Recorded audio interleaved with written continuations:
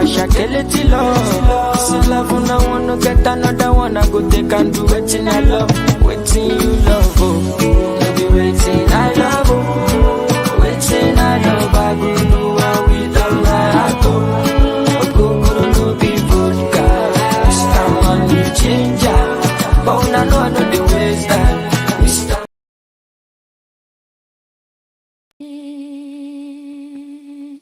You let a yum yum yum yum yum yum yum yum yum yum.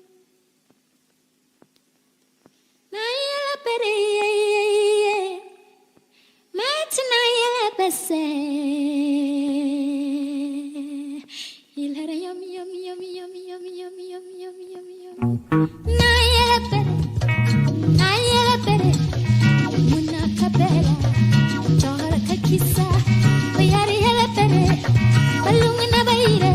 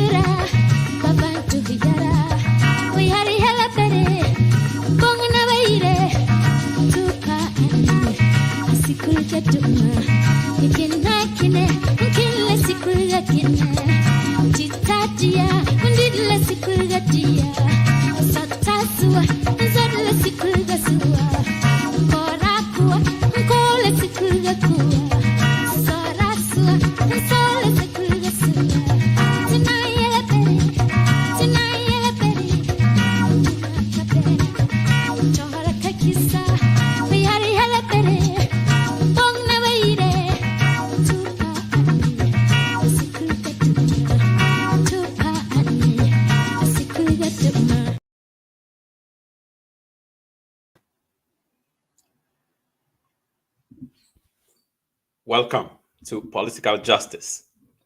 Now, corruption is usually one of the deciding factors of Ghanaian elections.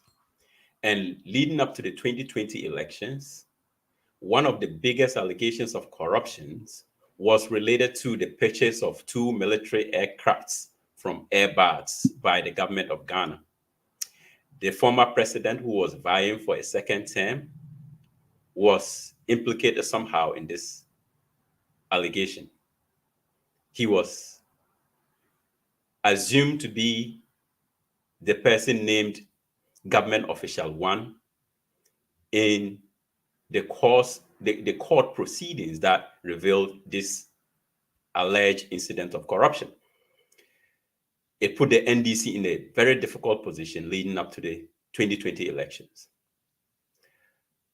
Now, 4 years later, there appears to be a vindication.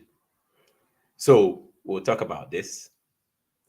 Are the MPP now waking up to reality? You have certain leading members of the MPP actually calling for the party's campaign to wake up to the reality by accepting the current difficult economic conditions that the country lives in, as they seek for what they popularly refer to as breaking the 8. Now, these are going to be the 2 main issues that we're going to discuss this afternoon. With me here to do justice to this issue is Fifi Asante, the Deputy Communications Director of the NDC, Ireland and UK chapter.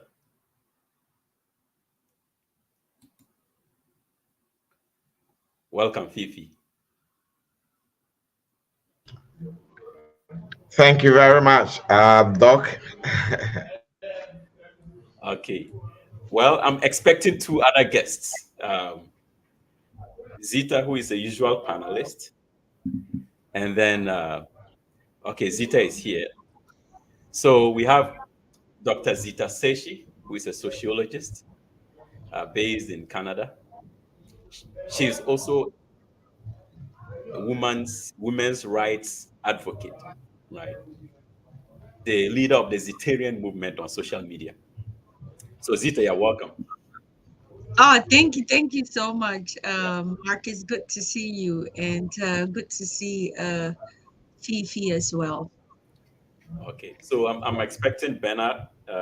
He hasn't reached out to me No, the saying family men, the the family family, men, the family men are usually, we are always busy. they Yes. have emergencies come up anytime. Yes, yes. We're in a generation where we want to promote 50-50 across board. So the men are expected to equally share in the parenting and the household duties as well. Yeah. So let's tend to be more lenient towards the family men these days. In the past, in the past, our fathers would tell our mother, don't disturb me, they'll handle everything. But now we are splitting it, or else you have problems. Okay.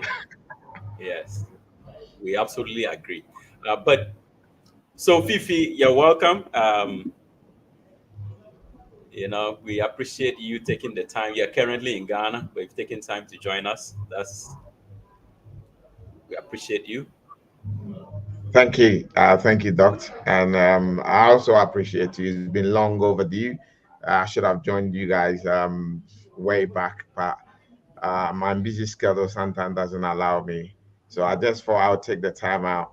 Uh, First and foremost, can I apologize with a bit of background noise? It's the neighbors across, and as you know, in Ghana, you have your windows open, even up they're shut, and then the neighbor next door is that closed and it's weekend. I think a lot is happening. So please, pardon me if that noise is a bit irritating. Okay, all right, thank you. So I want us to begin with the what is popularly referred to as the Airbus saga, which involved the purchase of two aircrafts from Airbus that somehow implicated the former president leading up to the 2020 elections. Um, Yesterday, no, a couple of days ago, I think, the OSP, who had been charged with the duty of investigating the matter to ascertain whether the former president was culpable in these allegations of corruption or not, actually came up with a report that many have described as a vindication of the former president. Um, let me read what initiated the investigation. Uh,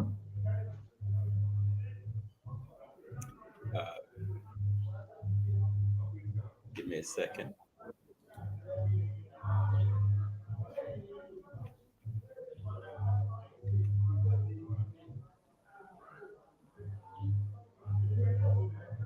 So, by correspondence dated 2nd February 2020, addressed to the special prosecutor, the secretary to the president, Nana Vidiotuo Asante, communicated that he had been directed by the President of the Republic to refer to the OSP allegations of bribery made against Ghanaian officials in an approved judgment of the Crown Court of Southwark in the United Kingdom, delivered on 31st January 2020 by the Right Honorable Dame Victoria Sharp, the President of the Queen's Bench Division, in the matter titled Director of Serious Fraud Office versus Airbus SE.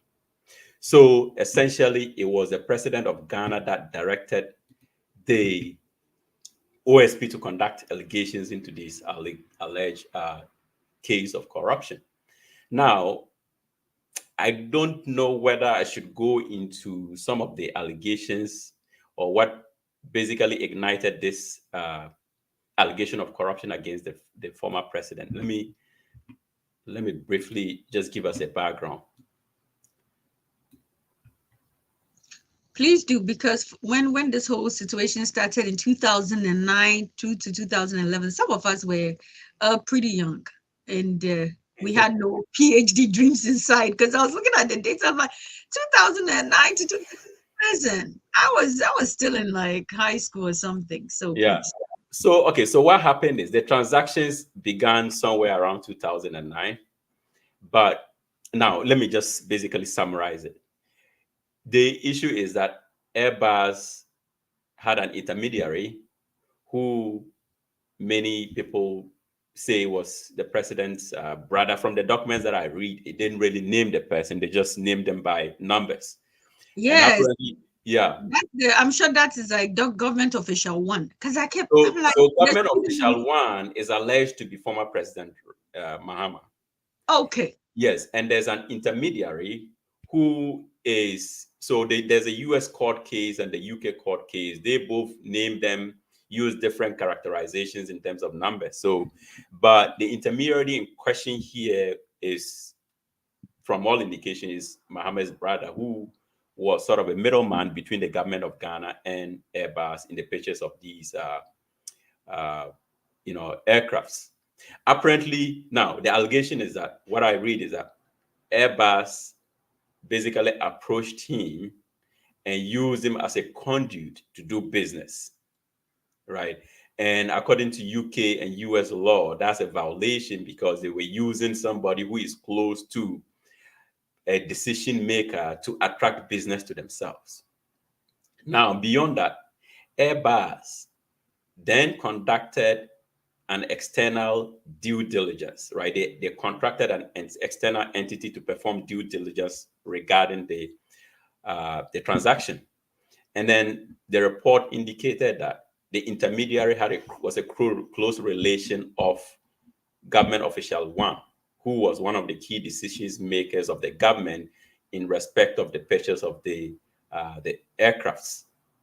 So based on that due diligence report, it was recommended that might be a problem, right?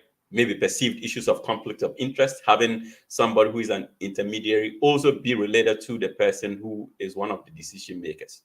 So that was a red flag for Airbus. Now, what Airbus did was that they then used a third-party company, and that third-party company then was officially the intermediary, but this third-party company in turn paid the original intermediary, who in this case was supposed to be the president's brother.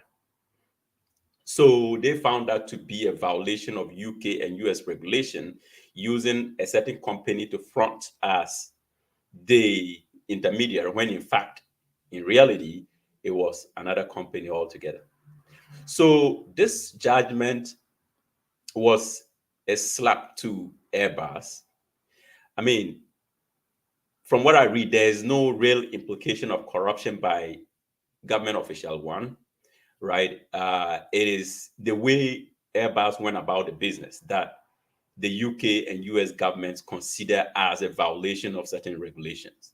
But the allegation of corruption here is not against government official one, even if we assume that it's former President Mahama, is not established in that court case. So here is the OSP, after having released the report, delivered a press conference. So let's hear what he had to say, and then when we come back, I would give you guys the opportunity to delve into it. Thank you. Ladies and gentlemen of the media, the processes leading to the purchase by the government of Ghana of 3 C-295 twin turboprop military transport aircraft from Airbus followed substantially the same pattern. Parliament approved the proposed transactions in 2011. In accordance with the laws of Ghana, in the estimation of the OSP, there was nothing remarkable about the deal, and it certainly would not have found its way in the UK and US deferred prosecution agreements and made headlines around the world, but for the involvement of former President John Dramani Mahama and his younger brother of the full blood, Samuel Adam Foster, also known as Samuel Adam Mahama, and his associates, as recounted in the UK and US deferred prosecution agreements. The OSP investigation found no evidence that former President Mahama was involved or played any role in the procurement and maintenance of the agency relationship between Airbus and Foster and his associates in respect of the purchase by the government of Ghana of military transport aircraft from Airbus. And it appears to the OSP that the direct communications and meetings between former President Mahama and officials of Airbus to close the deal were actuated by good intentions on the part of the former president. It also appears that Foster and his associates became involved as intermediaries in the Airbus Ghana deal after the decision by the government of Ghana in preference of the C-295 aircraft.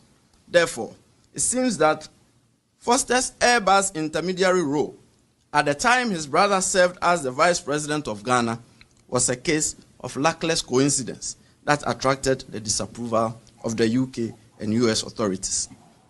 The OSP found no evidence that suggests that the involvement of Foster as an intermediary of Airbus and the direct communications and meetings between former President Mahama and officials of Airbus to close the deal between Airbus and the government of Ghana amounted to any corruption and corruption-related offense in respect of which the OSP has a mandate. However, it ought reasonably to have occurred to former President Mahama and the government of Ghana that the familiar relationship between former President Mahama and Foster and the direct participation by former President Mahama in the communications and meetings with Airbus officials were bound to raise reasonable suspicions of improper conduct and dealings, notwithstanding any claims to good faith conduct and above-board dealings, especially in light of the fact that during the first Airbus campaign, former President Mahama was a chairman of the Armed Forces Council by reason of his position as the vice president, and therefore a very key decision maker. Such close proximity dealings by such elected high officials of the Republic and their kin and close associates on behalf of the Republic should neither be viewed favorably nor encouraged, as they give rise to reasonable suspicion of influence peddling and conflict of interest, never mind any intended good faith on the part of the vice president or the president. Then again, the direct participation of the president and the vice president on behalf of the Republic in commercial communications and meetings with commercial entities should not be encouraged either, as they expose these elected high officials to the specter of the slightest hint of perceived corruption that may attend international business transactions. The president and the vice president should be insulated from such direct commercial dealings.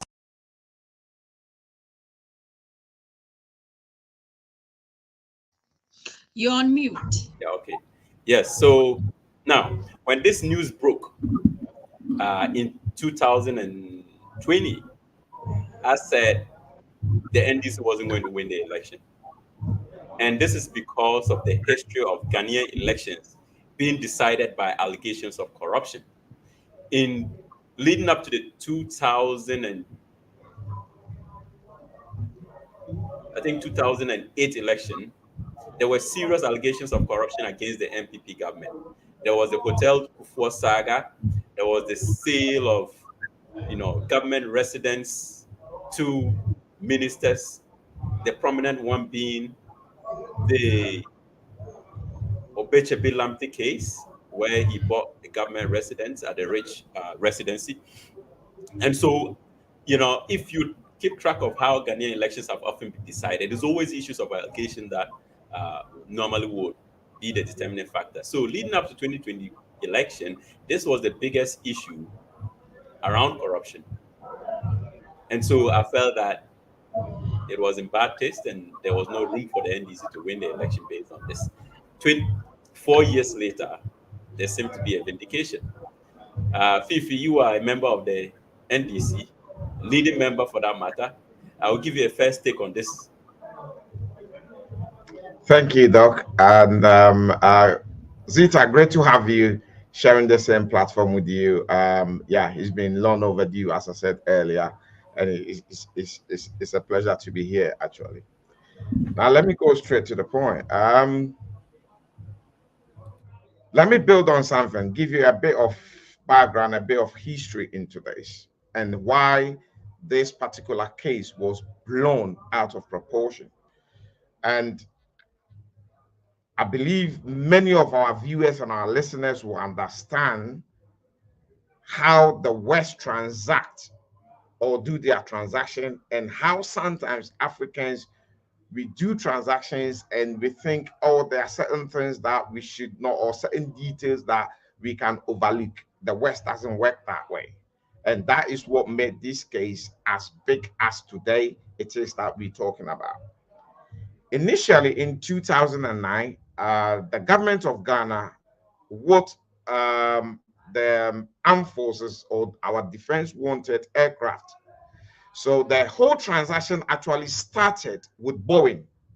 So what they wanted to secure was they wanted to secure two Boeing aircraft, C-27J. It's an aircraft carrier.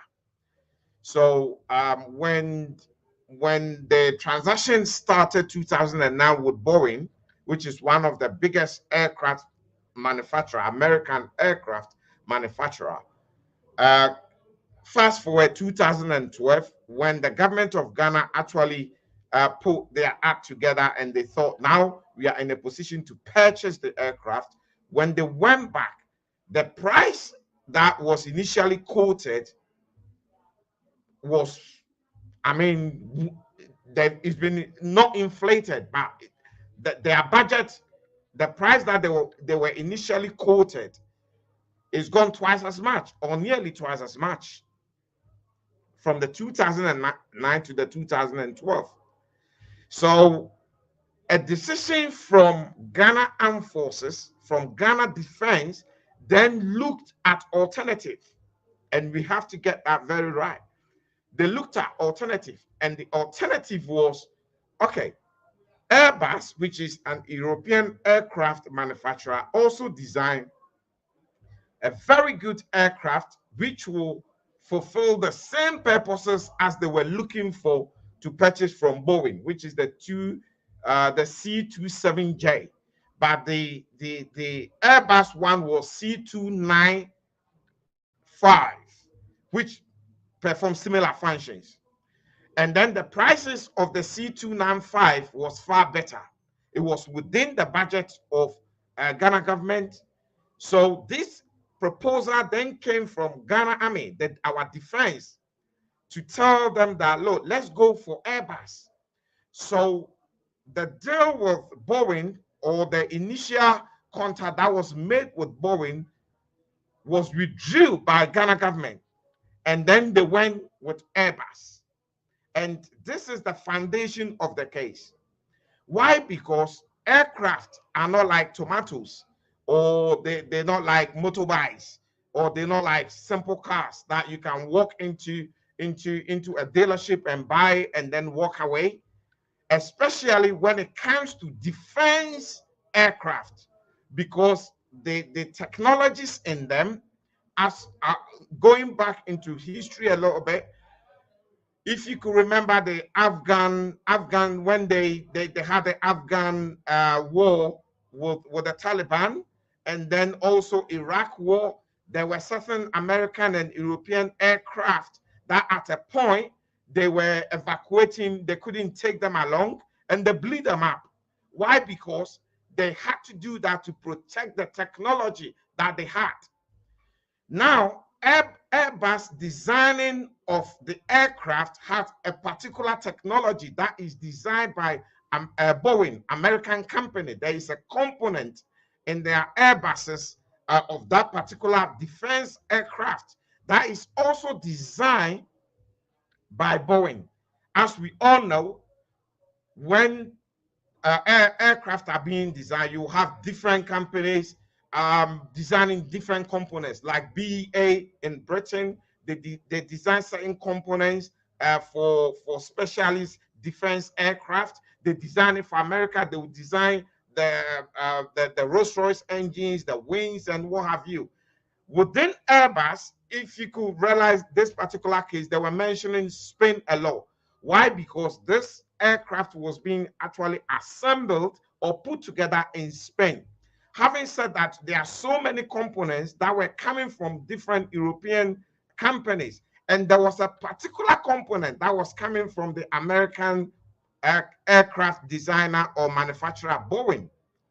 So fast forward, when Ghana decided to go for the C-295, when they used somewhere Adam Foster, or other people name him somewhere Adam Mahama. who is John Dramani's Mahama's brother, but he was abducted at the age of 9 and came and lived in United Kingdom. He had even no contact with the Mahama family until he was an adult. And then when he established contact, yes, I found my family. It's blood related, but this is a gentleman who also was a consultant. In other words, a broker for Airbus, and not only in the Ghana case, but he's been a broker in other transactions that they've made around Africa. They mention places like I think Rwanda, Tanzania. These are places that he's done transactions with, you know. So they thought, why not? That time, John Dramani Mahama, being a vice president, then decided, look, if you are a broker for Airbus, and yes, you are a brother, we see each other every now and then you could secure us a deal. And there is absolutely nothing wrong with that. But why are the Europeans or the Westerners found this so worrying is with them, they saw a conflict of interest. Like John Dramani Mahama, as mentioned, government official one, brother being the broker between Airbus and then Ghana, they thought it was fishy. But there was absolutely nothing fishy about it. The very people who actually jumped on the bandwagon and screamed and made this case so big, today they are doing worse, like data bank. But we will go there. I don't want to confuse our listeners with that. We will go with that. Yes, absolutely. Yeah. We will go with that. So the transaction started. As we all know, every broker will take a commission from their fees. The brokerage fee was 5%. Now the issues the Westerners had was Airbus was aware that the broker then is John Dramani Mahama's His Excellency's brother. And they did not say anything about it. To them, there were strict rules that they quoted that transaction cannot be done because of conflict of interest. And as soon as they realized it, they should have raised the alarm, either to drop him and get somebody else to do that brokerage of that particular deal, or particularly highlight it for them to find a way of going around it. But they kept mute. They kept quiet about it and carry on with the deal. And personally, looking at the transaction, I think it was the Americans, because Boeing raised a concern that if this aircraft is being sold to Ghana, which is got also a component with it that is manufactured by us,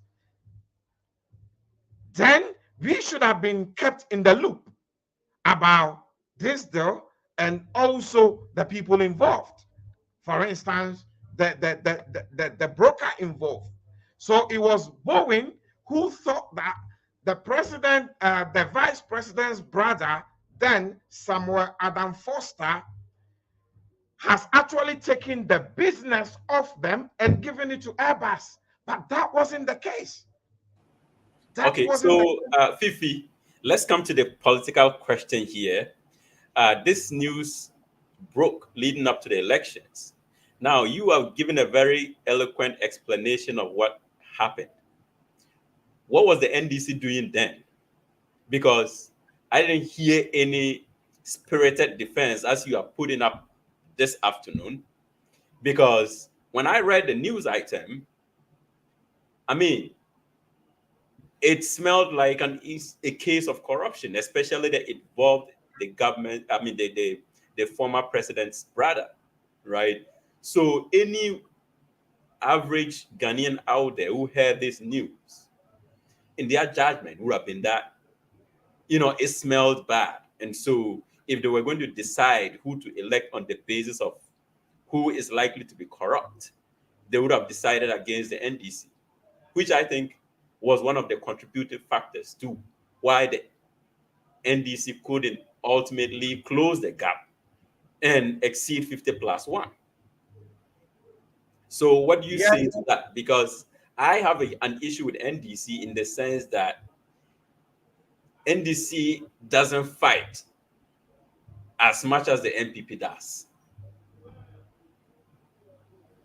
you Yes. are absolutely spot on, Doc. I think NDC have always had these issues, and these are some of the things that some of us who were sitting on the fence realizing, and then we thought, hold it, we've sat on the fence too long, we've looked at both political parties, and we've realized that the NPP makes a meal out of any little thing that they get.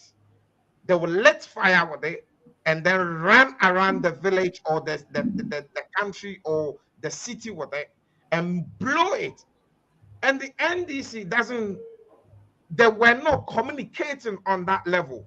That was one of the reasons personally I took the decision to be a member and to also be a communicator for the NDC.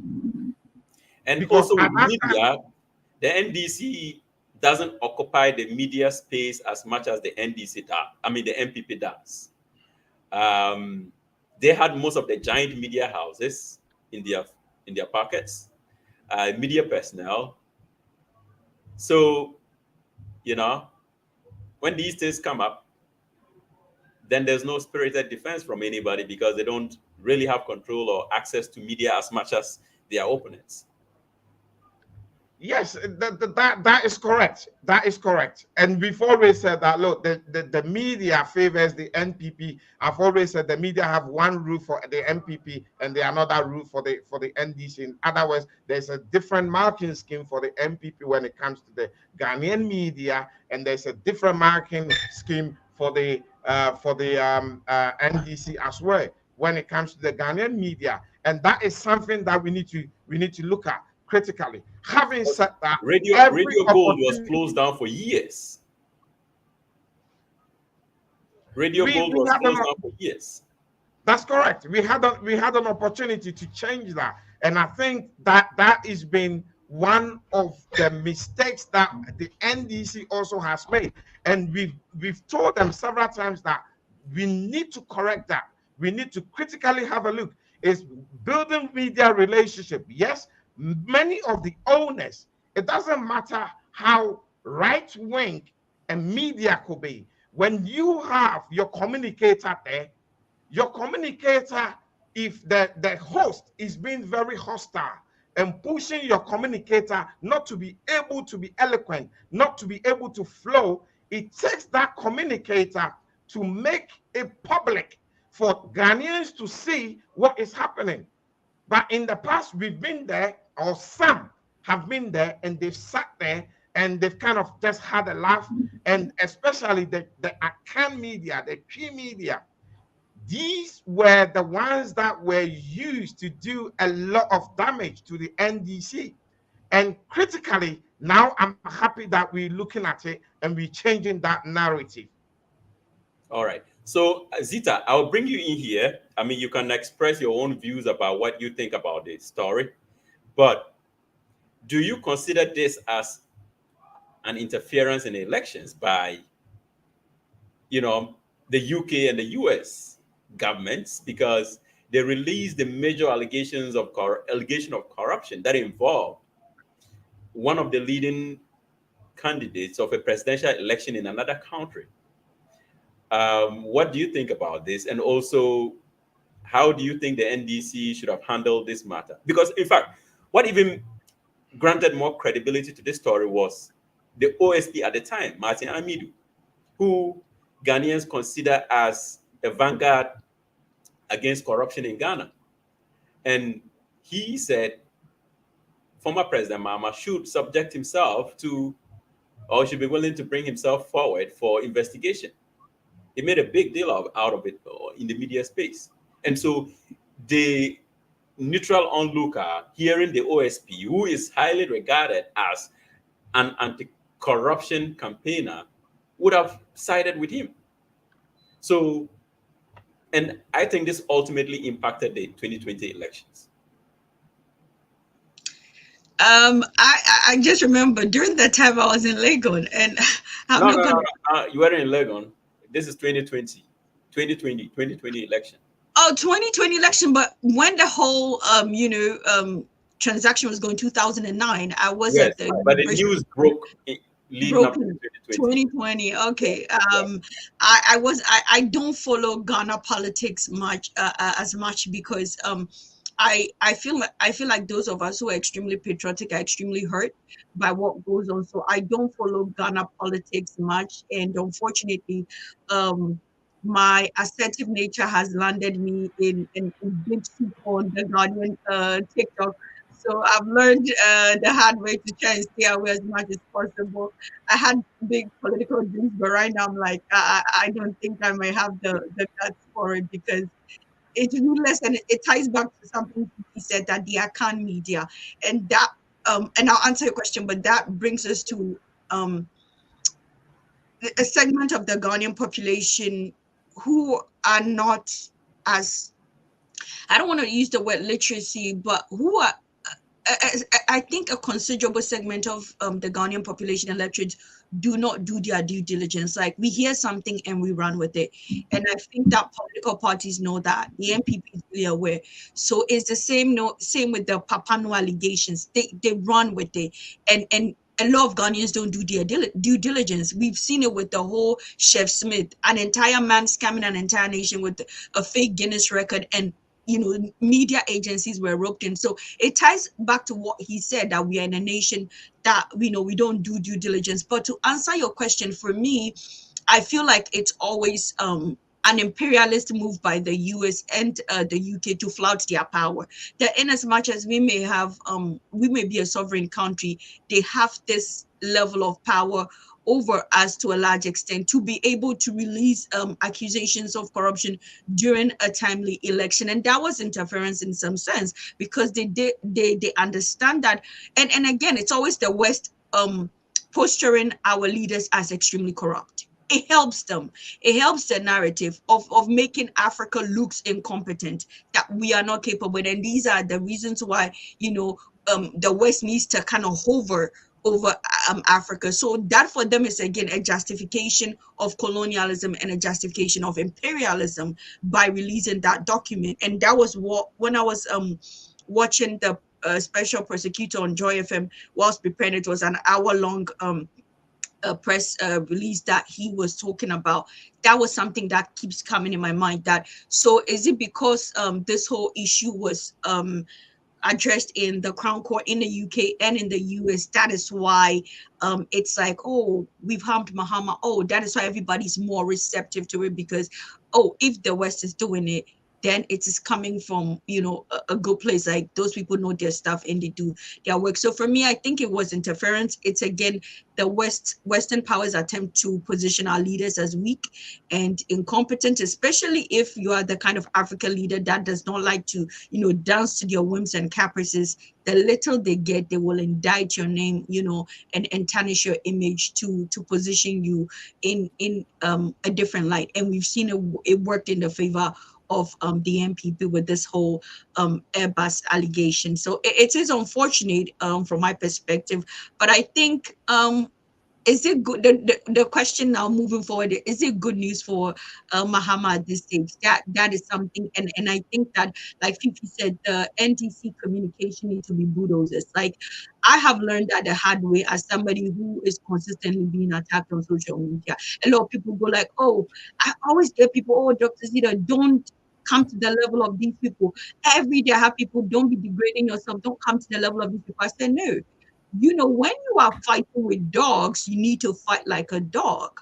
And then when you're fighting with an elephant, you got to fight on the level of an elephant. So I hope that the NTC communications will be able to leverage this redemption story and of course, not just leverage it, but juxtapose it to the massive levels of corruption that is currently going on in the MPP.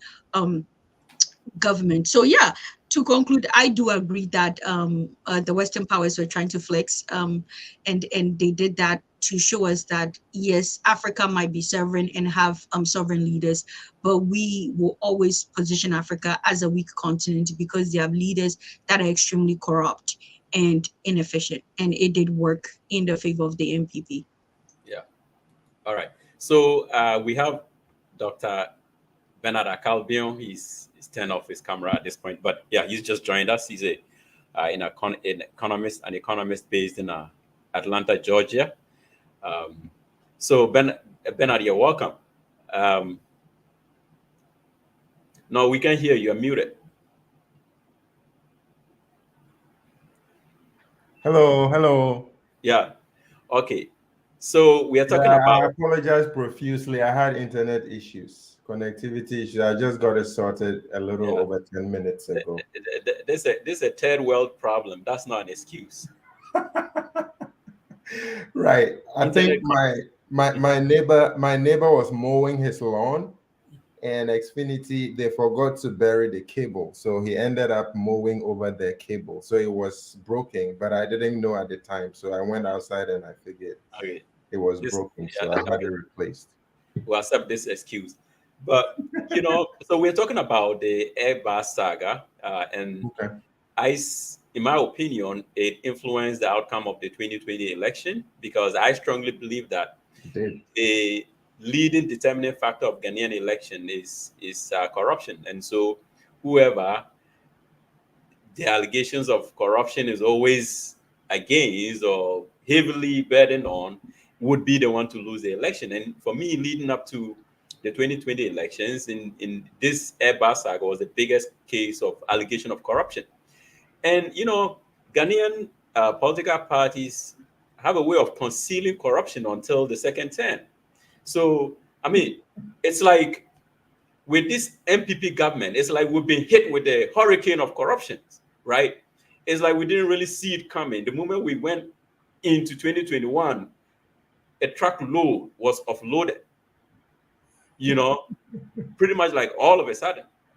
So, but that's my position on this. And I feel that the foreign governments in this case should have been very careful in the way they release this information, because I think it heavily influenced our election. I mean, we can characterize it as foreign interference in our elections, and they should know better because they promote democracy across the world. And Ghana is one of the leading democracies in Africa. And so if you want a free and fair election to take place, you ought to be careful what information you put out there, especially in an election year, which I feel the UK and US governments acted irresponsibly in the manner in which this story came up. Because as it now turns out, those assumed issues of corruption that were embedded in this case didn't really exist.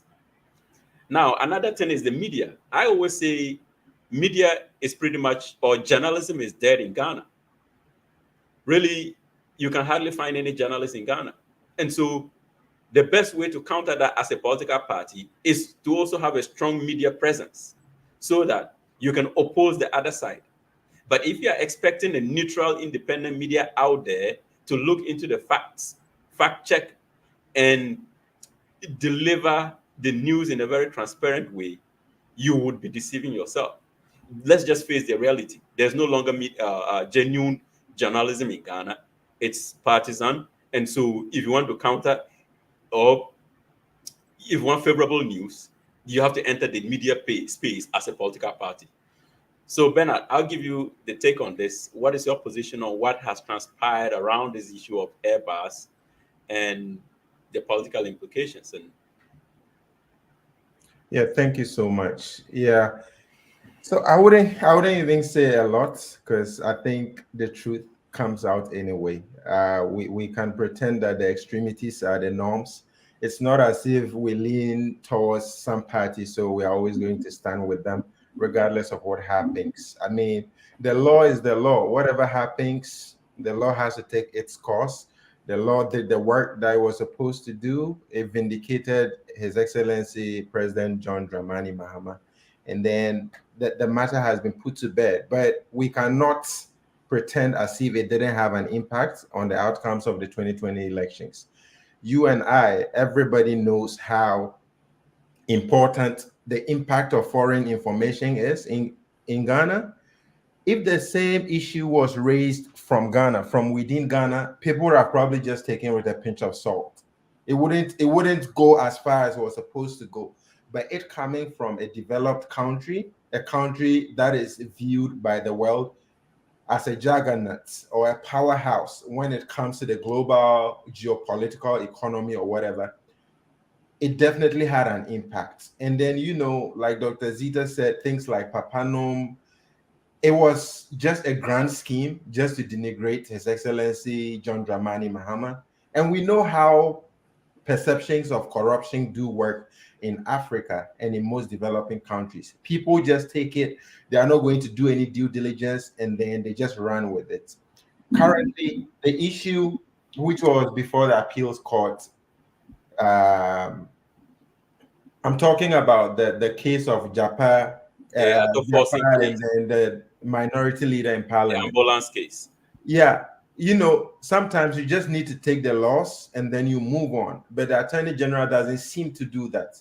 He doesn't want to understand that the court indeed, even if there was an iota of corruption in that deal, or if Mahama was by any means implicated, this is an MPP government.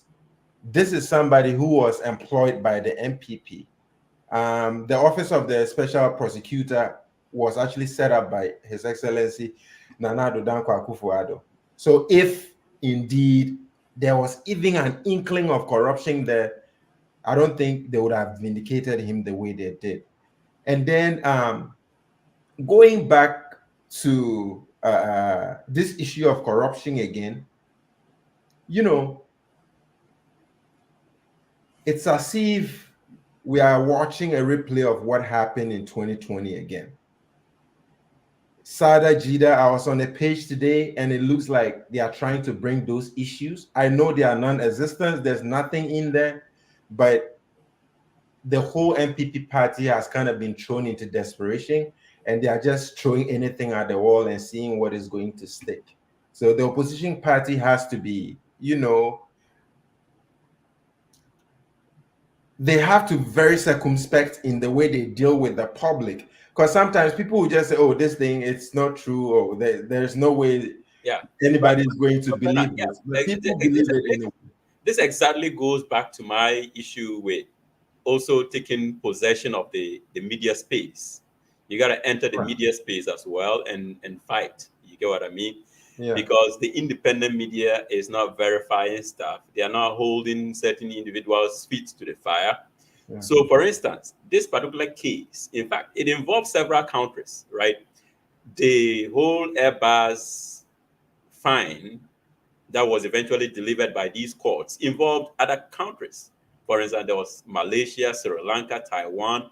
It was in terms of the way Airbus conducted business in foreign countries. So there were several countries that had issues or their transactions were deemed to be faulty. So this was basically on Airbus, not on any individual in Ghana. But somehow, I never heard these conversations in the so-called independent media, right?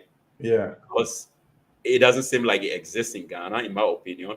But yes, this going back to the media thing we're talking about. Yeah, that's quite a strong word to use. Independent, given how polarized our media space is currently. And that's the truth. It's like, where is the independence? Even though the media houses do not have the requisite independence to help them execute their responsibility as the fourth estate of the land, the people themselves, the journalists who are supposed to do the due diligence, like everything you just said here, I didn't know this. And you are not even a journalist, but then you had the time to go and then do this research. Make sure you had your facts right. If until we get those basics right, this thing is going to continue. And then like people may not see it, but that is an interference. This is not different from somebody just trying to hack into the EC system and then, change the results. Maybe they are not doing it physically, but mentally, it's impacting the way people see the policies of the government or the opposition at the time. Yeah. All right. So, Fifi, I'll give you the last word on this, and then we'll move to the next issue if you have anything to add, basically.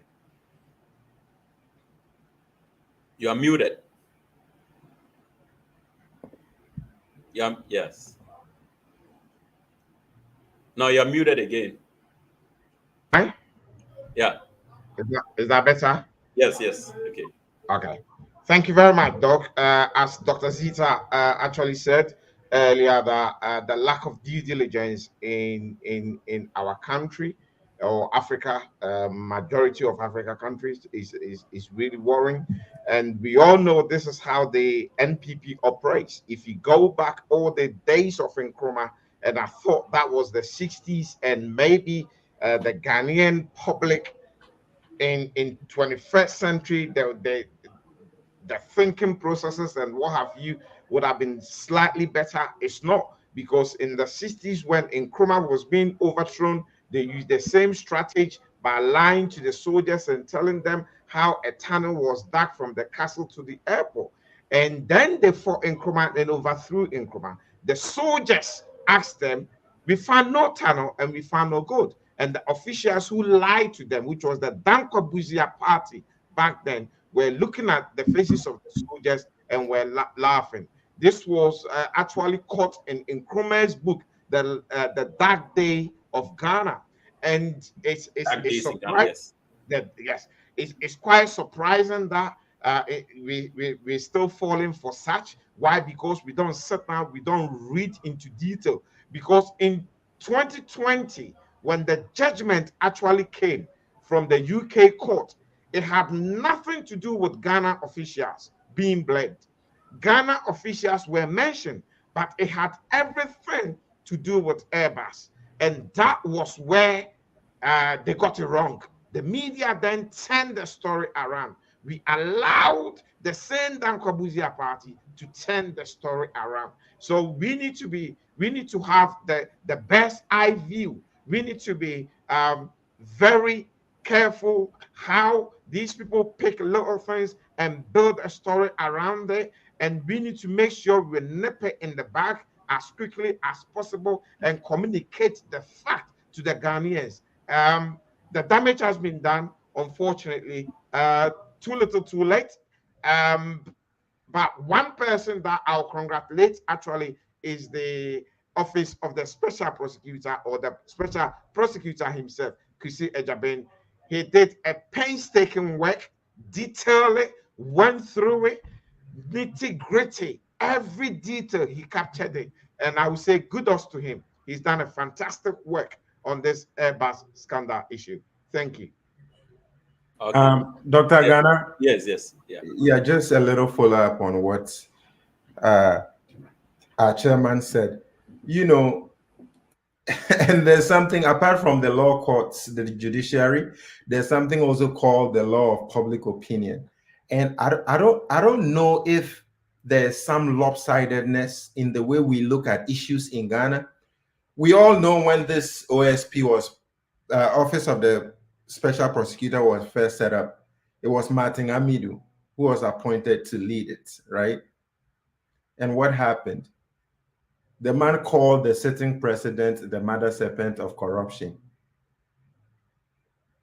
And it's as if the media didn't hear that. This is a fact. If I employed anyone on this panel today to work for me and they delivered a verdict that grave, I would expect that people who are close to me or people who are working with me, if this is what they have to say about me, I'll be worried that that is going to be the accepted perception about me. But it's as if the man never said that.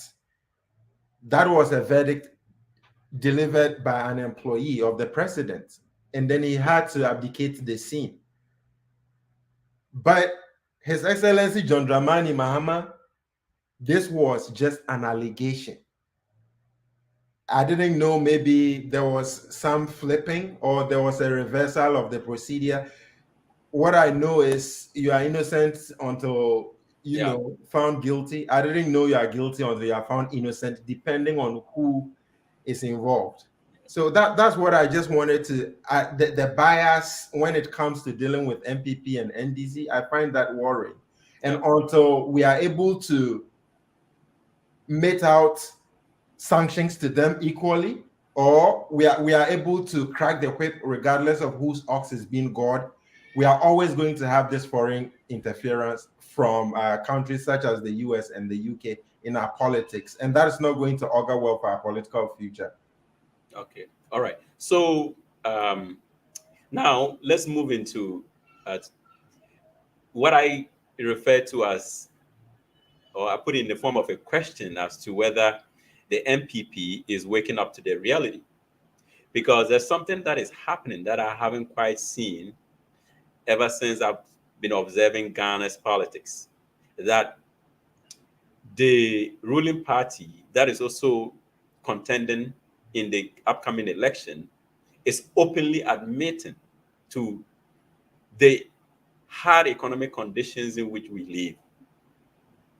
So they are kind of in a bind where they feel that the hardship is so conspicuous that they have to openly admit it if they are to actually ask for Ghanaians to renew their mandate.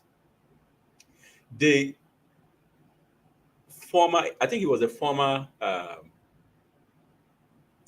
chair of the finance committee in parliament, and the minister, the MP for Obuasi, Kweku Kwatin.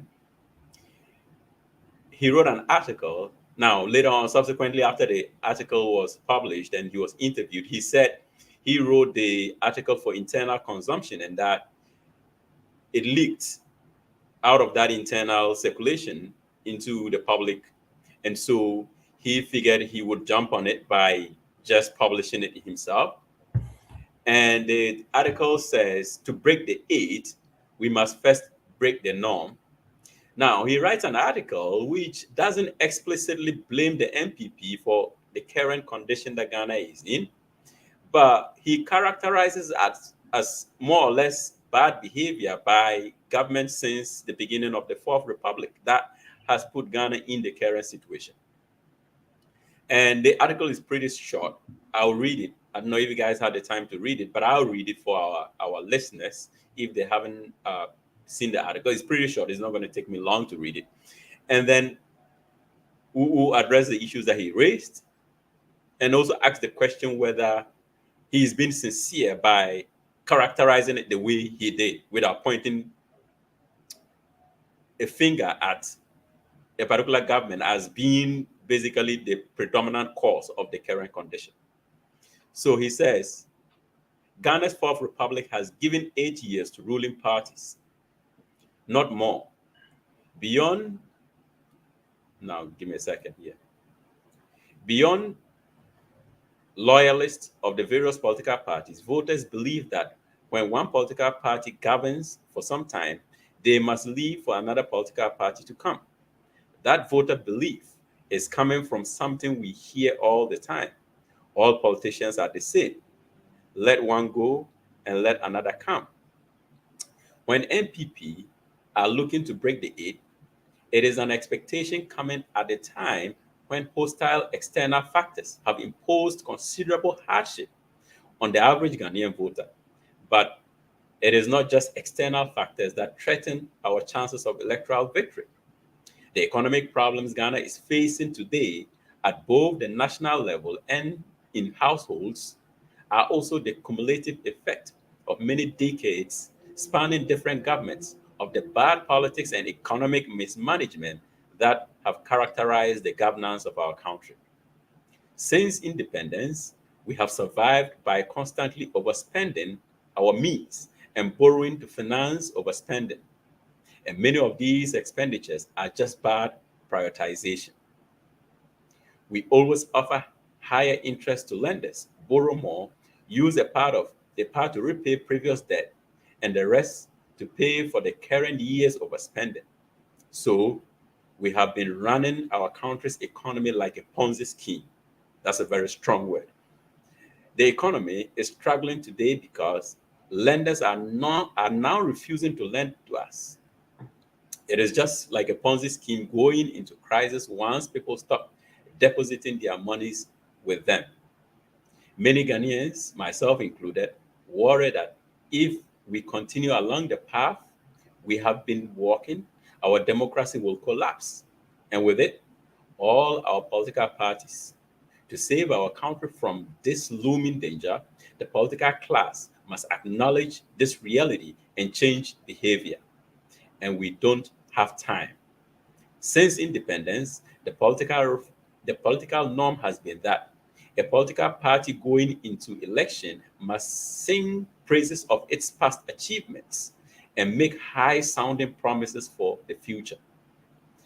At the same time, a political party must paint its opponent in the worst possible light. We have mastered this art, and in the process, we have forgotten that politics should be about the future of our children and our motherland. We have reduced election campaigns to bitter struggles between competitors seeking power for the wrong reasons. It is this primitive political culture that has led to the belief that all politicians are the same and produced the 8 year cycle we are seeking to break. To break the eight, therefore, we must first break that norm by doing the following: acknowledge the past and present failures of political class to provide the kind of quality leadership required to avert the mess in which we find our country today. Adapt deep and far-reaching reforms to address the decades of bad politics and economic mismanagement.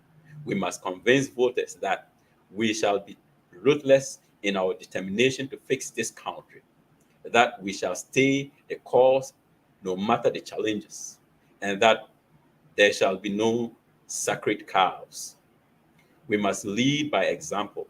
As a precondition for any reforms, we must demonstrate the sacrifices we shall make as politicians to convince our people that we are in this together.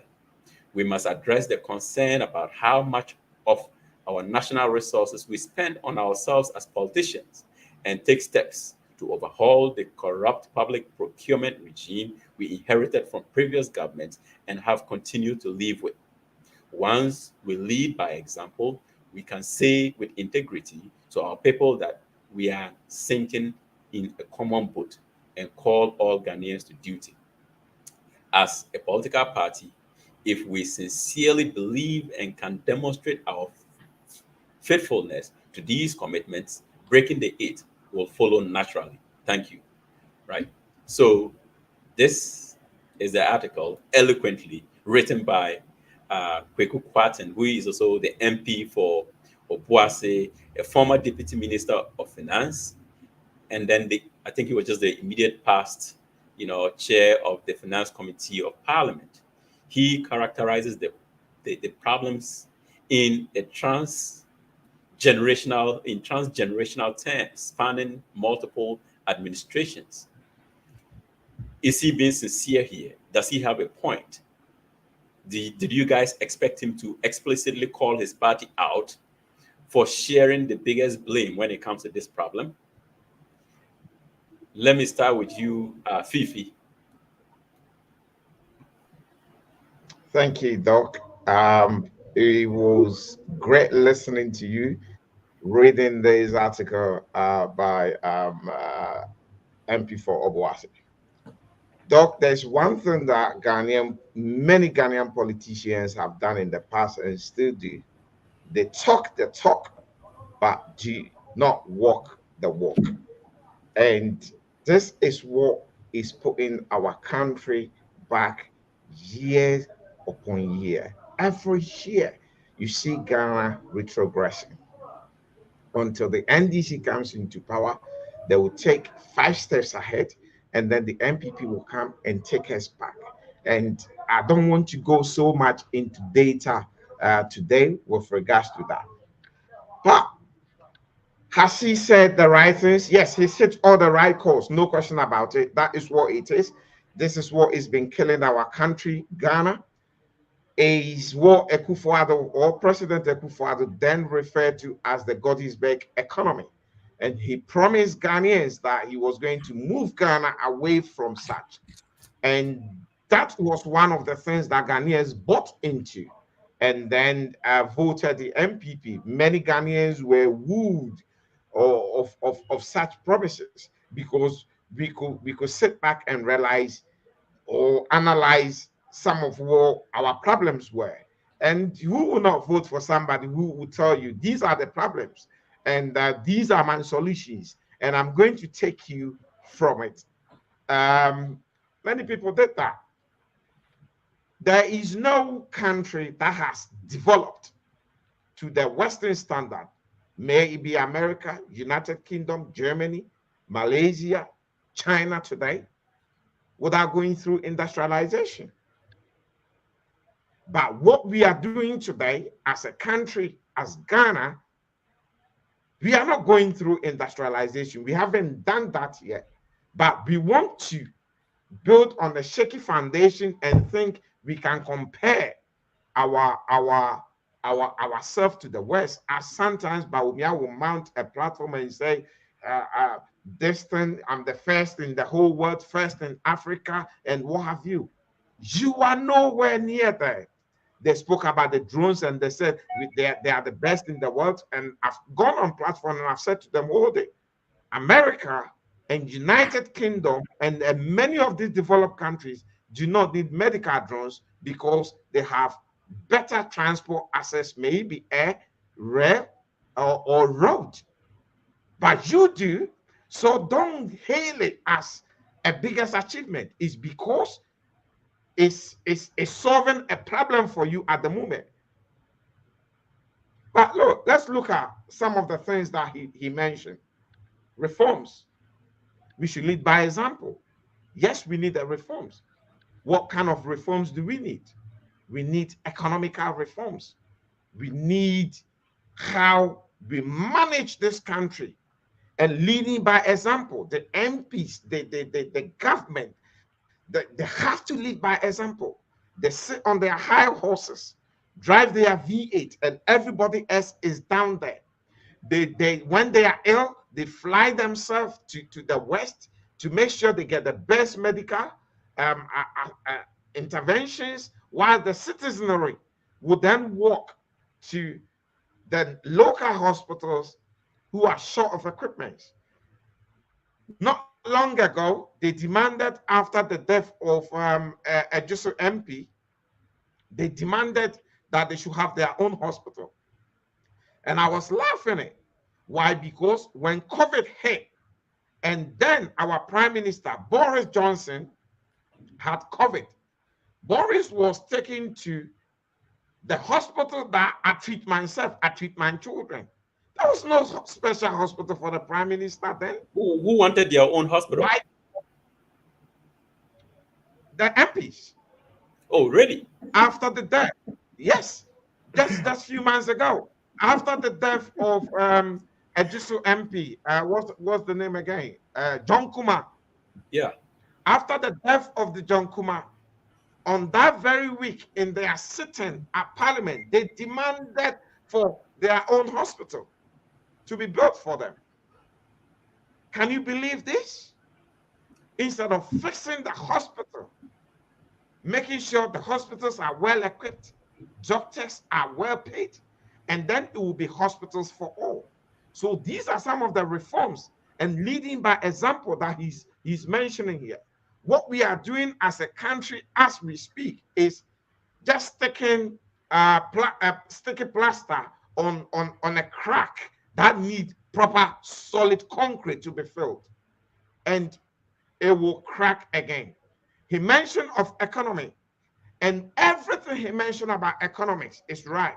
Why? Because the economy Ghana is running, borrowing to build infrastructures, borrowing even to help your local taxes to be able to pay for your own workers. The public services is an issue.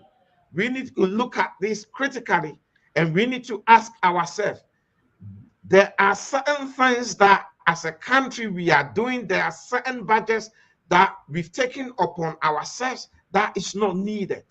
For instance, the VAs that are given into them, some of the crazy allowances that they take, and then giving laptops to students. We study with textbooks. Yes, thank God that we are in 21st century and moving in a technological era, but there are certain foundations that we need to set right before we begin to think about how to give laptops to students. Even in the West, my children don't get laptops, but from the government. No, I have to provide them laptops myself. And doing things like free SHS, which is a great policy, but looking at it critically and maybe how we started it progressively, or you have, if you want to go whole open-hearted as they did, then you need to do a means tested, because there are people who have the means to pay for it. You'll be able to get money from that to then push it in the different side of some of the things that the country needs. So overall, Doc, in order not to take so much time, this country called Ghana needs a critical look at. This country called Ghana, we need to look at the way we run it, the borrowing that we've done, that have sunk this country so deep. And the only policy, as we speak, the NPP and the other political party, none of them have been able to tell us or come up with with a policy that is actually going to change the fate of this country, with the exception of the NDC 24-hour economy, coupled up with a big push. And this is a policy, it's a fundamental policy that is to do with industrialization, building ourselves bit by bit, using our agriculture and agro processing, and then beginning to export. You remember when we were children growing up, depending what I meant by children, depending what year you grew up as children. But in my era as children, everything was made in England. You will see even Piccadilly biscuits in Christmas. You will see metal cabinets. You will see even taps. You will see made in England. Why? At that time, England was going through industrialization. The factories were everywhere and they were mass producing to the world. Today, England, where are the factories? Where are the industrial? They've gone past it and they've moved to a service economy. Today is the turn of China. You could see everything around you is made in China.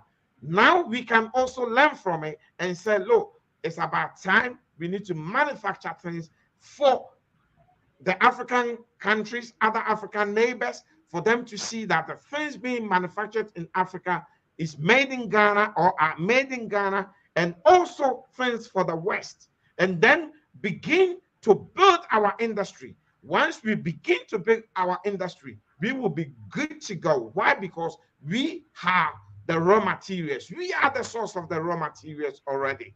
And that is the policy the NDC and John Dramani Mahama 24-hour economy, coupled up with the big push, is talking about. So that will resolve everything that this gentleman, MP for Obuasi, has put in his article. Thank you, Doc. All right. Okay. So Fifi has articulated sort of, the generic things that he raised. And for me, yes, indeed. Look, we have to live within our means. I think there should be a legislation that dictates how governments can spend on government officials based on how much revenue the government makes. So that if we are based on our revenue, we can only afford Toyota Corollas for our ministers, then so be it.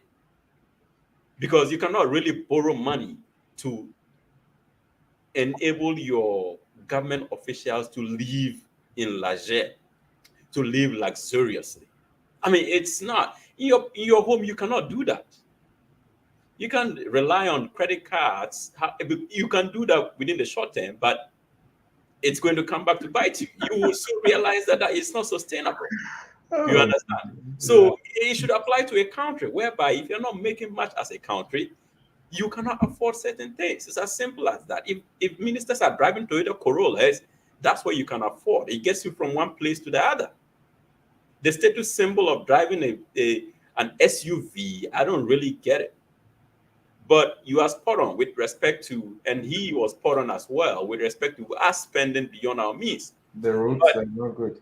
but Bernard, beyond that, did he fail to address the elephant in the room? You understand? Because his party is in power right now. Ghana is at the brink of economic collapse, even if we want to admit that it hasn't happened yet under their administration. And whichever party is in power ought to take the biggest share of the blame.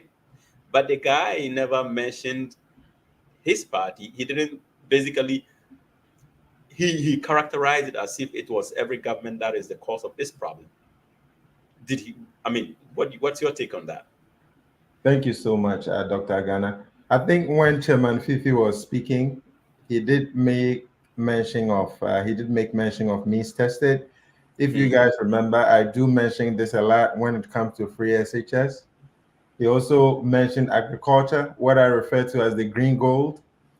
He also did mention that they are giving free laptops to students. I think there's a little bit of a correction there. Chairman Vivi, they're actually giving tablets. I wouldn't be this mad if they were giving laptops. They are giving tablets. You literally cannot learn how to code on a tablet. If it was a laptop, I mean, we could say, okay, in the next 10 years, we are going to be an IT giant, like the way India is. Tablets, and one is supposed to cost $250. I know a tablet on Amazon costs $49. I'm not going to go too much into that. All I'm trying to say is from Chairman Fifi's submission, Ghanaians know the right thing, or we know what is supposed to be done. Since time immemorial, even before we moved into democracy for the past 32 years, I'm pretty sure somebody did mention that we need to add value to the agricultural produce and everything, but why are we not doing it? It's just because there's no political will. Now, let me go and then tackle the issue that the MP, I read it. I think I read it before we even decided that it was going to be a point of discussion for this.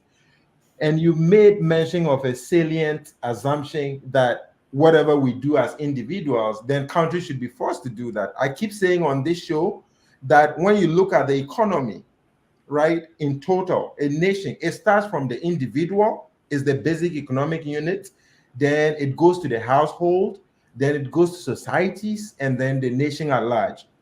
So what Ghana has basically done, and let me just declare my position.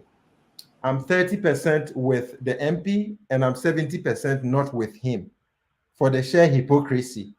The fact that in his harangue, let me call it a harangue, or in his spiel, all he did was just to try and then use the word political class to box everyone, whether MPP or an NDC. I don't like that equalization.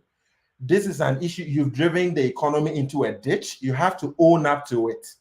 And then we can discuss next steps. So we are not going to allow you to just talk about political class as if, oh, MPP and NDC, it's the same. They may be the same. That's the moot point, but that is not up for discussion either. Going back to the issue of the way the country is being run by like a Ponzi scheme. Bernie Madoff, we all know, is the grandfather. He died just recently of Ponzi schemes. What Ghana has literally done is like you and myself.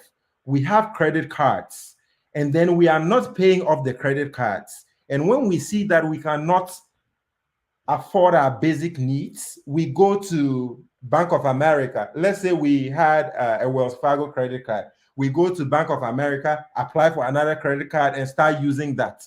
And then Bank of America catches on that, no, we are not credit worthy because we are not even servicing the debt that we had with Wells Fargo. We then turn around and then apply for another credit card with a different financial institution.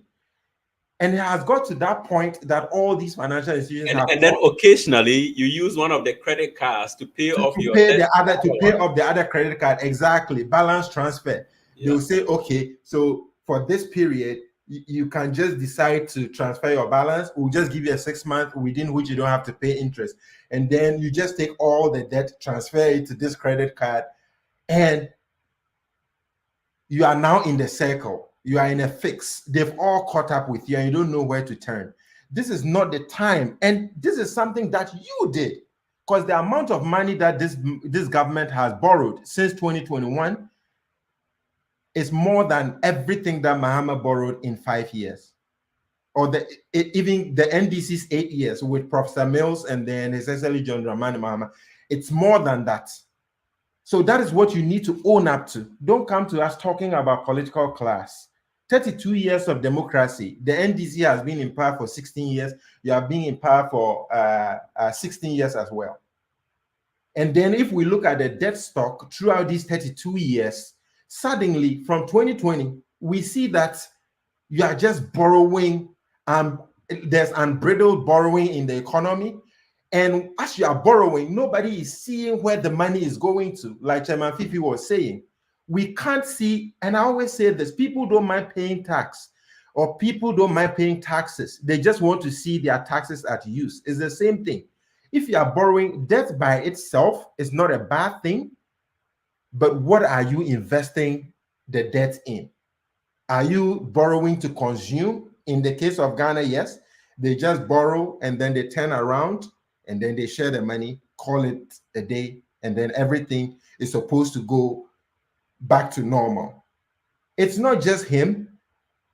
And within the spiel or the harangue that you just read, I could sense he was just basically saying, let's go to the people and tell them that we know we failed you. Give us a second chance. If you guys do remember, every day I come on this show, I'm always mentioning His Excellency, the Vice President's name, Dr. Baumia, and saying that he owes Ghanaians an apology. The current finance minister ended up apologizing on behalf of the party, but he's not the one I expected to be coming from. Since he took over, he's been doing quite a good job, but everything, the havoc has already been wreaked.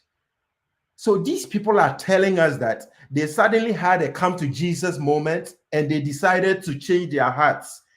And because of that, Ghanaians should entrust them with the economy again. That's just basically what he's saying.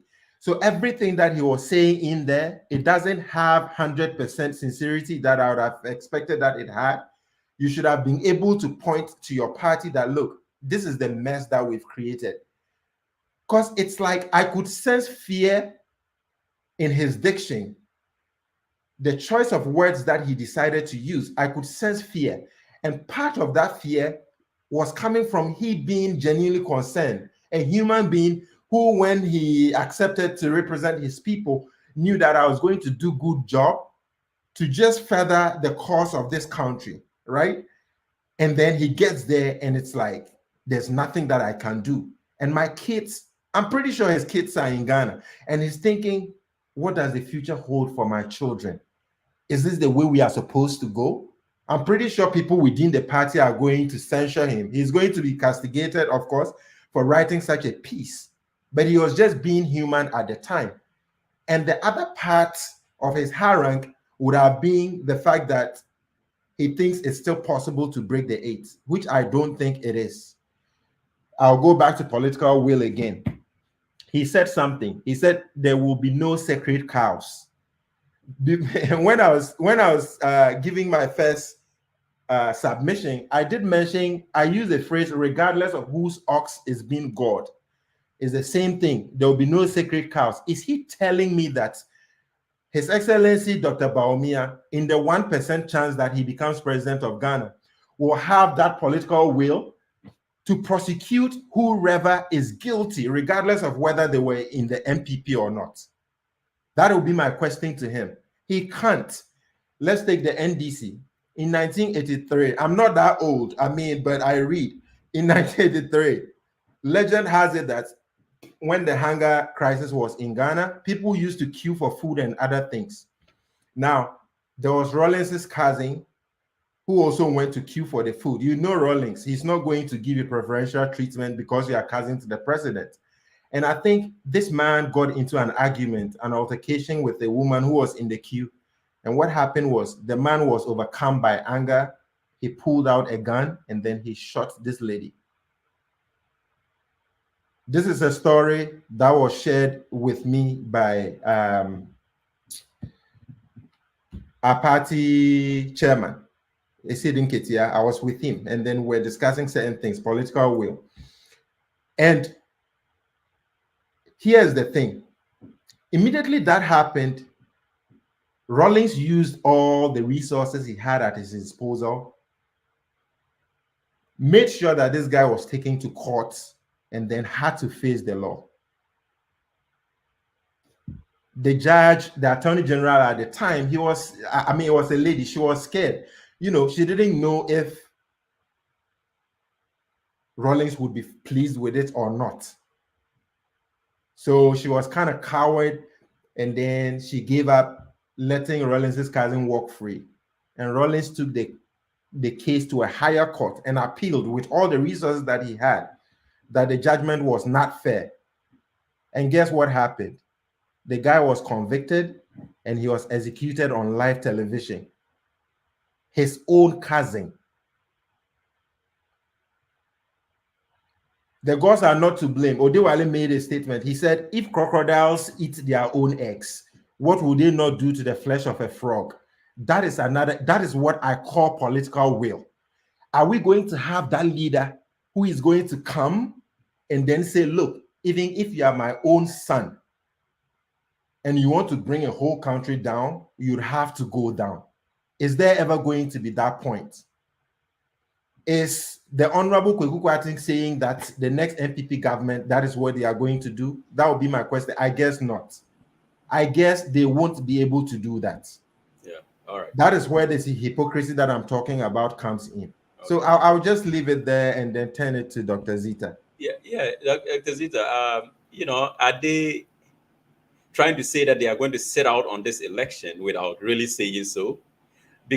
But before I come to you, let me play Kennedy Ajepon's words, and then you can tie that in with the letter and give us your opinion about this. Is urging the governing New Patriotic Party to admit the current economic hardship in the country during its campaign ahead of the 2024 general elections. Speaking during the launch of the NPP Abilikuma South constituency election campaign, Kennedy Ajephong emphasized the need for unity to ensure the party's victory in the December 7 polls. Let's go out there with humility, apologize to Ghanaians, admit your mistakes before you can convince anybody to vote for you. If you ignore the hardship Ghanaians are going through, they will never accept what you are saying. You first have to admit that there are hardships. But then before the time of the Ashia, the movie. Let's give NPP another chance. And I know we've all learned our lessons. We are not going to sit back. We will have Dr. Bawumia, the Vice President, who is elected. I've been talking to him. We'll share ideas, all the ideas I have. And I was telling Ghanaians during the campaign, I'm not going to keep it to myself because I didn't win. Then I'm not a patriot. Okay. So, Zita, are they attempting to swim against the tide here? Because I think elections are usually based on your record and then your vision, the articulation of your vision for the future.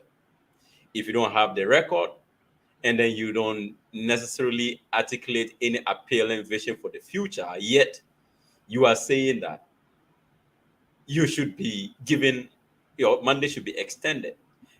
Yeah, let me go to Zita first and then we'll come back to you, Bernard. So Zita, you're taking all these Yeah, no, thank you. And it's unfortunate. Fifi and Bernard have been throwing the age thing. They've been throwing jabs. Fifi said, "Oh, I used to eat cabin biscuit. I saw cabin biscuit." So Bernard saying, "Oh, during the my mother used to call it what I forgotten what my mother used to No, call it." he wasn't born by then. I don't think But so. he was saying there was a huge farming when they used to queue for kenke. I remember my mom Yeah. telling me that. But my thing is, it comes back to unfortunately Lee is not here and I miss him, but it comes back to the side chick wife analogy, right?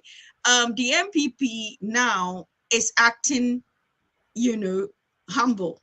Go and be humble. Go and apologize. And that is what men do to get you in their bedroom. That is their strategy. And that is what works from a gender perspective. Of course, my analysis is, the Ghanaian Dr. Agana, is that true? are women and No, I'm asking Dr. Agana if that's what they do. Yeah, no, I have no idea. You understand? that is what men do. I am a woman. I'm the receiving end of the canon. NPP is just like a man who wants to conquer a woman at all costs. These men will lie, they will deceive, they will do themselves. So baby, the moment they get you, then you begin to see who they are. And that is what is happening. I don't know how, and for me, and like honestly, I feel like the NDC should be on social media because Agana, I always say this, the real campaign is happening on social media. The sentiments of the people, we see it on social media, and that is where all the election is going to happen, like the level of campaigning. And there's some people, despite the hardship, despite the difficult times that Ghanaians are going through, there's some people who are just going based on ethnic lines. And so it is just an attempt to be a chameleon if we apologize. And the reason why, even though I feel they might not win, the reason why they might get some votes is that Ghanaians are used to people who are just fake humble, fake humility. If you act like, oh, I'm sorry, and that, and they can trample over you in a sense of feel like, yeah, the big man is now down, you win their support in some sense. And so the MPP understand the kind of people we are as Ghanaians. If you are arrogant and you stand and you go like, oh, it was just post COVID economy, the whole world, everybody's struggling, it is not our fault, we have to deal with this, we have to deal with that, inflation and all that is a global problem or one of the ritual problem, then you begin to make people angry. So they have an accurate understanding of who we are, because Ghanaians tend to have some level of selective amnesia. They will get to the polls in December 2024 this year. And in as much as I will be extremely shocked if the MPP won, they will still get some considerable vote. And that will make you think like, are we in Ghana? Like, did people see everything from Cecilia Dapa hiding $1 million and other currencies in her house with, other forms of corruption that we are seeing come out? Despite all that, this tactic of being humble and taking blame and begging often tend to win over the minds of the people. And so I would like to and in relating to the article, I definitely agree with Fifi, and I've said this multiple times, that Ghana is in the primary economy, but we are trying to jump into service economy and it doesn't work, or knowledge economy and it doesn't work. We cannot jump industrialization and then move to service and knowledge economy. It doesn't work. We are very much at the primary economy. And so how we are able to feed ourselves, because one of the biggest problems of Ghana's economy is importation, right? We are consistently importing, and our economy is import reliance. And so until we get that basics together and understand that it is not all this talk of digitalization and all that, Baumia keeps throwing around. And Baumia has just become the person who, oh, I went to school abroad, I got my PhD in Canada. As a result, I'm just copying and pasting, forgetting that systems must be in place for his ideas to work. It's not about the fancy words of digitalization and all that. We are very much, as Ghana and Africa, in the primary economy. Until we get that and set up industries and be able to feed ourselves and trade among ourselves, all this talk of knowledge economy and service economy is just a sham. We can't be following the West. We need to go through our own process. And again, it must be a development that is targeted towards our needs and our goals as Africans. We cannot, and that is why I see agencies like the World Bank, the IMF, and their whole structural adjustments as imperialism and a second wave of colonialism, because their systems are different and it will not work. So until we understand our needs as a people and we begin to formulate policies that will respond to our needs, our unique needs of who we are, it will not work. But I want to tell Ghanaians, MPP is a man who is horny about to get a woman. They will act like a chameleon. They'll be lying and they'll be massaging. The day they get you in their bedroom and they deal with you, game over. They're gonna change. And so MPP is just a man and Ghana is like a woman. They're trying to woo us over. Keep your eyes open, ladies. I just want to say, forget it. These men don't have blue balls. Sorry for being explicit. They don't have it. They're lying, and once they get you, it's game over. So open your eye. Kennedy Japan is not being, he knows who we are. So we don't care if you come as a humble sheep. We know at the end of the day, they are just lions who are acting as sheep. And once they get back into power, they will throw it in your face like they've done for the past 8 years. So Ghana, keep your eyes open. We are women. Let's keep our eyes open. Hey. Relationship. Well, this is your analogy, dear. It's, you know. It's the analogy that the God can understand. I am on social media and I'm telling you, nothing takes Ghanaian off that intimacy and stuff like that. Oh, yeah. Analogy, and they will understand what I mean. Anyway, so Bernard, I think your hand was up. You had something to say, and yeah, anything following Dr. Zita's submission, I think I'll try to be very concise. Yeah. So Dr. Zita, statistic, last year we spent $2.6 billion in agriculture related imports. Dr. Ghana, $2.6 billion. If we manage to satisfy half of this internally, that is to say, even if we try to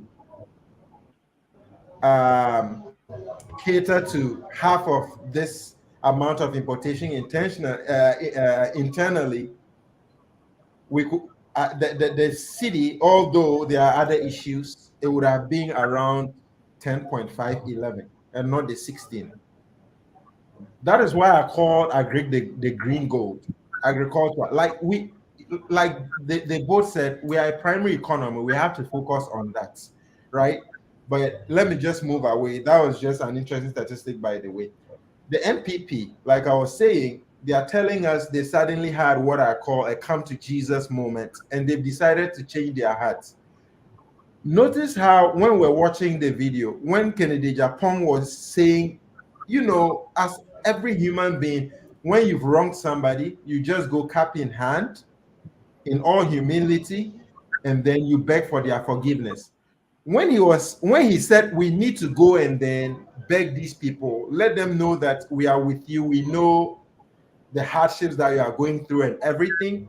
Did you guys notice the scattered applause? I think it was just one person who clapped. And then he proceeded to say, we'll support Baumia. Then people, so it's as if people are not conscious or they don't really care about the right thing, because the right thing is to go and then beg the people for their forgiveness. But then when he said that, everyone was clapping. Sometimes His Excellency Dr. Mahmoud Baumia, he just says something very trite. Come on, please. You know, all these platitudes is just common knowledge, and then people will be clapping. You know it's not possible, but people will be clapping. But when Kennedy Japan is saying something that they actually need to do, because it's the truth, just one person is clapping. How did we get here? How did we not care about the right thing? They are party supporters, so you know. No, but at least you should care about your country somehow, Dr. Ghana. Some ways, especially we have family, or even if your kids are living in the same country, you should care some way, somehow.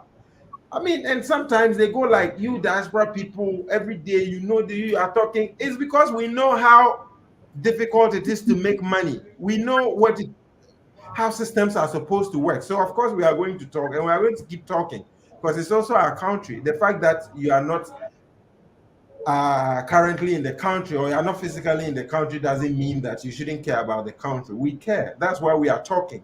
We care. That's why Dr. Zita is telling you people that do not fall for the MPP again. It's as simple as that. I rest my case. All right. So Fifi is in Ghana. He is familiar with the political terrain in Ghana as it is right now. He's a Okay. key member of the NDC. I want to give him the final words and maybe give us what's happening in Ghana, what you want to share with your supporters, or any final words. And of course, this is not going to be the last time you're going to be here. We're going to have you here consistently. So yeah. Definitely no. I'll be joining you guys anytime I do have that opportunity on Saturday. Man, Saturday seems to be packed, especially when I'm back in UK. But I'll see how it goes.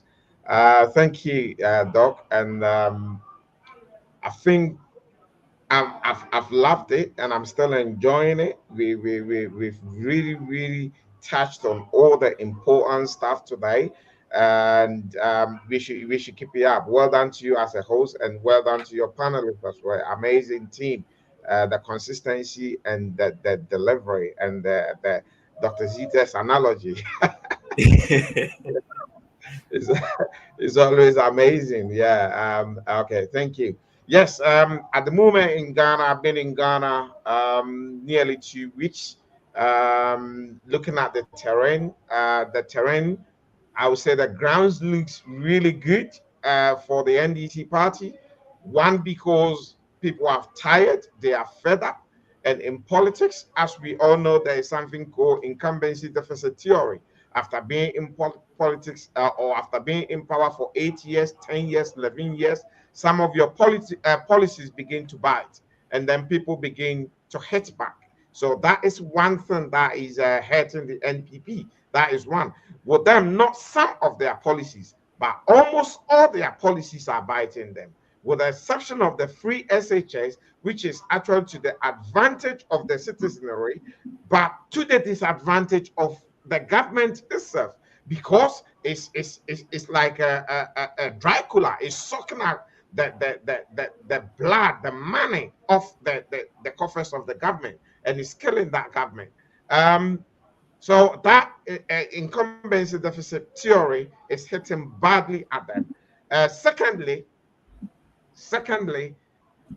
Ghanaians have weighed all the parties, and the only party that is actually coming out with a policy that sits right with Ghanaians, that Ghanaians can believe these are workable solutions, is the NDC. And for that reason, they are gelling to the NDC. We had a health walk today in New Dublin South, which is Koforidua. As I said earlier, is predominantly MPP stronghold. NDC has never won a seat here since 1992. They've never won a seat here. It's next to the Ekapim North, which they've never won a seat there. Why? These are the areas I was brought up. These are the area that I was born. So I know what I'm talking about. But if today you could do a health walk, and you will have thousands and thousands and thousands of people on the street screaming NDC and calling for change, it speaks volume. These areas were the areas that when we were growing up, if you say you are an NDC, somebody will run to go and tell your mom. And I remember as a student, somebody went and told my mom, "Oh, your son Fifi supporting NDC." And I went home and my mom said to me, "You supporting NDC? You see, that is how bad it was. I mean, the damage it was done. But today, these very people are crying for the NDC. Why? Because their policies are better. They've realized that even the economy that is making this city thrive Well, some of these foundations were set by the NDC, and we highlighting some of these things. I've been to Accra, I've been to other areas across, even in the NDC, NPP's heartland, which is a Kapim North, where they've swapped Dokwa to Okankwe North, and they've brought in their darling boy Sami Ewuku, who is actually a distance brother to me, to come and win. They tell you, look, Sami is our own. We're going to vote for Sami. But when it comes to the presidency, there's no way we're going to give it to Bahomia. Oh, And so that alone. Sami Awuku is a presidential, a parliamentary candidate. That's correct, for a Oh, Kapim okay. North. Okay. This is the first time, and they have to chop and change something because they realized that Dokwa was going to lose at Ekapim North. And the Ekapim North actually comes all the way from Ekropon, Manfe, and shares borders with Koforidia. So you can see how it is. If we put in a bit more of hard work for the first time, I will see the NDC winning in New Dublin South, which is Koforidia. And to me, that is amazing. Why? Because our 24-hour policy, as the NPP were saying to us, oh, it doesn't actually resonate with the people. People don't understand it. Look, people do understand it. When we break it down, all it is, as Doc earlier said, is what our green gold. We are going to use our agriculture, use agro-processing companies, add value to it, finish the product. First of all, the target is for home consumption, to keep the import. Once we are able to do that and keep the import, that brings the forest down. And our next target then is export. Once we are able to export that, what will it bring? It will still bring a foreign exchange back to the country, to bring even the forest, and then the dollar, the issue of the dollar is minimized. That alone gives the NDC government in the next government a breathing space for them to be able to set things right. And then as we carry on, there is what we call the 24-hour economy, which we begin to work around the clock, looking at industries, looking at the private sector, looking at the government sector. Once we are able to do this, this is what will reset Ghana. And it's doable. Doc, is doable. I can see it, and I'm so hopeful, and I'm happy with the vision that John Dramani Mahama and the NDC have had to do this. If we are able to pull it off, Ghana will be one of the greatest countries in Sub-Saharan Africa. Thank you. All right. Okay, so Bernard, quickly, and then we'll wrap up. Yeah, Chairman, so your constituency is Equiapim North. I'm New Dublin South, which shares borders with Equiapim North. But originally, I'm from Equiapim. But all of us were born in Koforidia, and Koforidia comes under New Dublin South. Yes. Oh, so who is the MP, the current MP that Samuel who is going to replace? Samuel Uku is replacing the former MP Dokwa in Equiapim North, because they've moved Dokwa to Okankwe North to go and challenge Teresa Awuni, an NDC MP there, because she did fantastic. That's the reason why I was asking, Dr. Ghana. I don't know. So I didn't quite see about the primary that went on there. Yeah, so. she's being their MP Equiapim North for I think 12 years. So 3 terms, and then she decided that she's not going to. I don't know. Maybe the party, because she was going to lose it. She was going to lose it. Yes. So she's crossed over to Equiapim North. They changed the app, So they knew leaving her there, they were going to lose that seat, and for that reason, they did that change. And they knew Samuel Uku is a darling boy for that area. The mother, the family, he's from a Kropon originally by birth. So you could see why that changes was done. But in Koforidia, which is New Dublin South, The grounds look really, really good. For the first time, I've never seen New Dublin South gel towards NDC like this. And it's something we should leverage on as a party. If we leverage on that from now to election, for the first time, I think we'll be able to push Berfi, which is the existing MP, out. Okay. All right. Dr. Okay. Zita, my final words, Dr. Zita. Oh, lest I forget, you can't give up on your political dreams, please.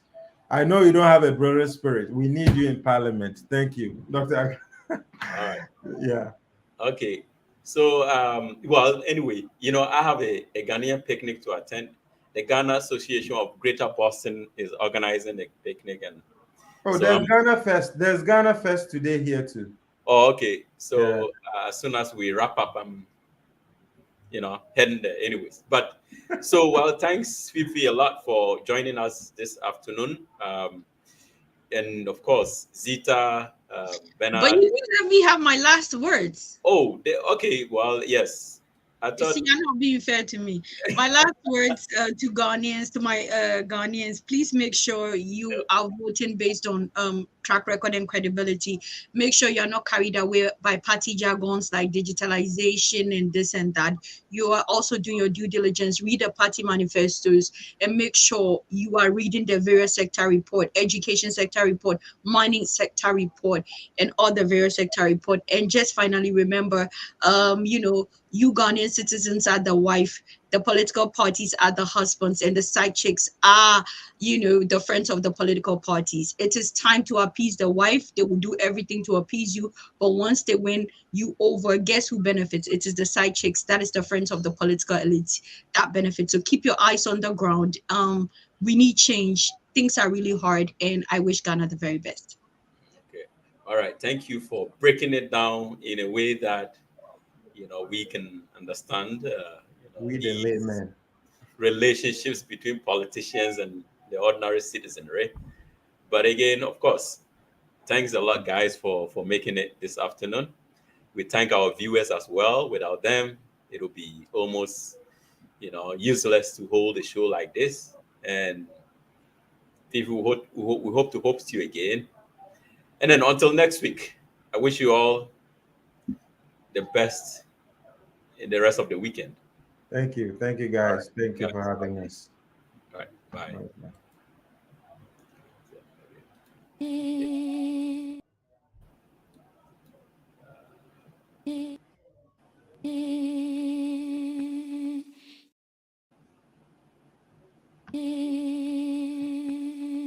You let it yum yum yum yum yum yum yum yum yum yum. Nayela pere, matinayela pese. You let it yum yum yum yum yum yum yum yum yum yum.